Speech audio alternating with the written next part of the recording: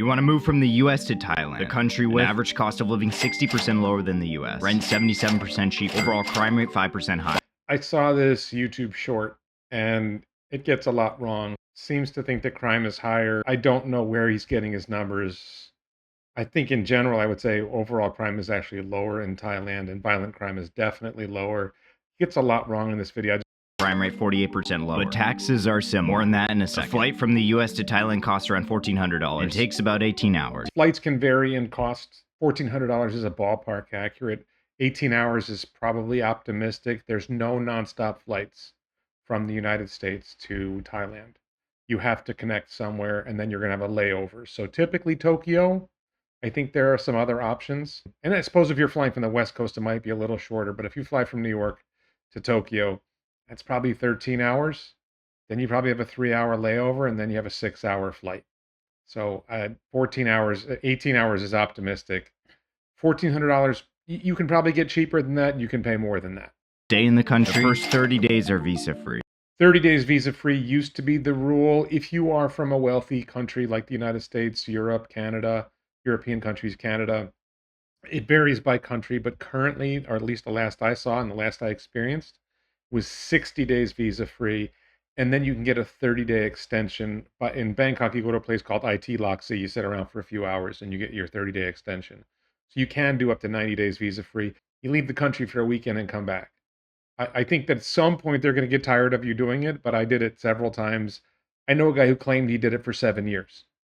So I think that's probably extreme and you probably don't want to play that game. At some point you want to get a regular visa, but this 30 days visa free, 30 days free is no longer accurate. After that, there's the business visa for anyone wanting to do business legally in Thailand, the retirement visa for people 50 years or older, the tourist visa, and the Thai elite visa, a special tourist visa valid for 5 to 20 years. So he left out the new Destination Thailand visa, and there are probably some other options. Destination Thailand visa is the option that I'm on at the moment. It costs about $400, good for 5 years. You can stay up to 180 days. You have to check in 90 days. If you leave the country and come back, you're good. So it's not 180 days a year. It's 180 days in a stay, including 90 days in, you've got to do a check. You've got to check in with immigration. There's also something called the long-term resident visa, which I'm thinking about switching to, which is very good for wealthy foreigners. It actually exempts you from Thai taxes. He's going to talk about taxes in a minute. He's going to get them wrong. So the LTR visa is better for tax purposes. And there's a whole hot topic right now about Thailand's new tax law and how it's going to apply. Before 2024, there really weren't meaningful taxes on foreigners in terms of your income from overseas. Monthly rent averages $399, $1,087. $1,087 a month would be pretty nice rent. That would be a pretty nice place. I am paying $625 a month is 22,000 baht. The current exchange rate, I think it's about $625, $650 a month for a 2-bedroom, 2-bath condo on the 36th floor with a gorgeous view, close to a nice mall, not a spectacular mall, but a nice mall, and a transit stop. It's a good location. It's not in the middle of everything, but it's a good location. I'm pretty confident you can rent a 1-bedroom or studio apartment, about 300 square feet, for as little as $300 a month. And that might not be as ideal of a location, but even in my building, I've seen some pretty low offers to rent places. So $399 is a little high for the bottom end. The bottom end, and when I say $300 a month, I mean a nice building, a nice new building. In particular, I stayed in Regent Home 28 in Bang Son, and for $300 a month in that building, and I stayed in one of these units as an Airbnb, you can rent it's really more of a studio than a 1-bedroom. It's sort of a cross between that. But the building has one of the nicest gyms I've seen in a condo. It's got a spectacular pool, and it's an 8-minute walk from a transit stop. It's a lesser transit line, so it's a little longer if you're trying to get into the center of Bangkok. But still, $300 a month. So $400 a month is pushing it, and $1,100 a month would be a really, really nice place. You can spend more. There's a building near me where you can spend $1,500 a month, and then you have like 800 or 1,000 square feet, and right on top of the river, and it's a little more luxurious. But I've got a pretty nice place for $625 a month, and it's 2 bedrooms, 2 baths. So it depends what you're looking for in terms of space too. Looking though, a house costs an average of $100,000 to $140,000.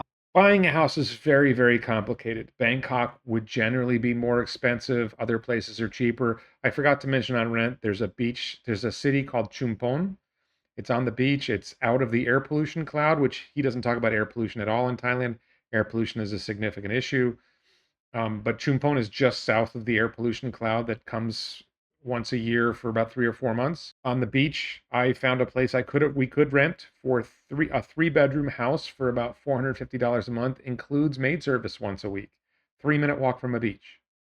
And there's a 2-bedroom house that's cheaper.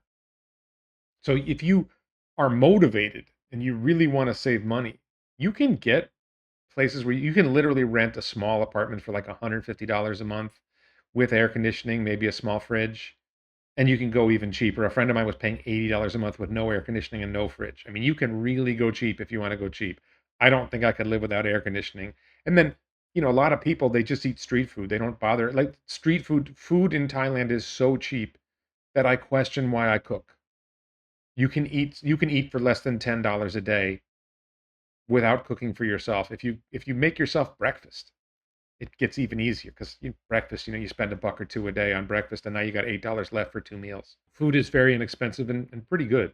Personal tax rates are generally on par with the U.S., ranging from 0 to 35% for residents. Correct and incorrect about tax rates. While he's correct that the marginal tax rates are roughly the same, the brackets are different. So you start paying higher rates of tax in Thailand at lower numbers. And there's a tax treaty. If you're paying 12% up to $100,000 in the United States on your income, Thailand looks at that and says, well, for the last $50,000, we have a 20% tax rate. You got to pay the 8% on top of that. If you handle it that way, it's pretty complicated. I would say the tax situation in Thailand is way too complicated to cover in a YouTube short video. There's a lot of content on that. If you're thinking about coming to Thailand, I would encourage looking at that. If you are wealthy and you're planning to bring a lot of money into Thailand, I would definitely encourage you to look at the LTR visa, long-term resident. The LTR visa is exempt on foreign sourced income, on money you bring in from overseas. All the other visa statuses, if you bring in a lot of money from overseas, you're going to be paying significant taxes. So, and there's a whole bunch of complications with that. So I don't even know where to begin. It's a very, very complex topic, and a lot of people in Thailand, a lot of foreigners in Thailand are talking a lot about it. There's a lot of recent videos about it. Expat Tax Thailand is probably the best source of information for understanding the current tax system. And they have a YouTube channel and they have a website. Also a 7% value-added tax on goods and services. I actually didn't notice the value-added tax on goods and services. I don't think this is different than a sales tax. I've definitely seen that there's tax on something somewhere, but I don't think it's significantly different from paying sales tax in most states. So I don't see that as different. And there is like, if you're a tourist, some of the shops you go to, you can get like a tax refund or something. You go to a different counter and maybe you get a tax exemption. I never thought it was that big of a deal, and I don't buy that much stuff that it applies to, so I don't worry about it. But if you are a tourist, then there may be stuff you want to buy, and you can get that. But coming here and living here, once you live here, I don't think you get the exemption. If you made $100,000 in Thailand, you pay roughly 1% more in tax. See, I don't think that's accurate. First of all, if you make $100,000 in Thailand, that would be insane. Almost no one makes $100,000 in Thailand. That would be an extraordinarily high rate of pay. If you make $100,000 in the United States and you bring $100,000 to Thailand, your taxes will be higher than 1%. Is the top marginal rate. You actually pay 10%, then 12%, then 22% in America. In Thailand, the brackets are different, and they start at lower thresholds. So you would probably pay more than 1% more in taxes. I think he's got that wrong. But again, it's so complicated. Like, well, how much of your $100,000 you made in the United States are you bringing? Cost of living is low. Violent crime is low. And if you don't speak Thai, about 44% of Thailand is proficient in English. No. I would say at best 10% of Thailand is proficient in English. My wife is very good at English, and she still struggles. I would say you're lucky if 10% are proficient in English. With that said, I know many foreigners who live in Thailand, or Japan, by the way, don't speak much of the local language, and they do fine. So I think if you are afraid of going to a foreign country where people don't speak English, you're probably not going to have much of a problem in Thailand. It's better in Thailand, or in Japan for that matter. You're probably not going to have a problem. Even Vietnam. We traveled in Vietnam, didn't have much of a problem. Cambodia didn't have much of a problem. It's not that difficult to travel in other countries if you speak English. You miss out on something. You get a lot more out of living in a place or traveling in a place if you speak the language. But I've seen many foreigners in countries that don't speak English enjoy their time in the country without speaking the local language. To work towards citizenship takes about 8 years, and dual citizenship is technically allowed. So I haven't even looked at dual citizenship or getting citizenship. There is a path to, I think, first permanent residency and then citizenship.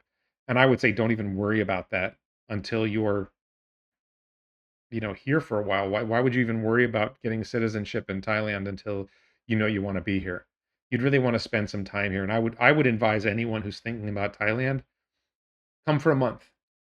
Stay 1 week each in 4 different places in Airbnbs. Don't just stay in a hotel. Don't just go to resorts.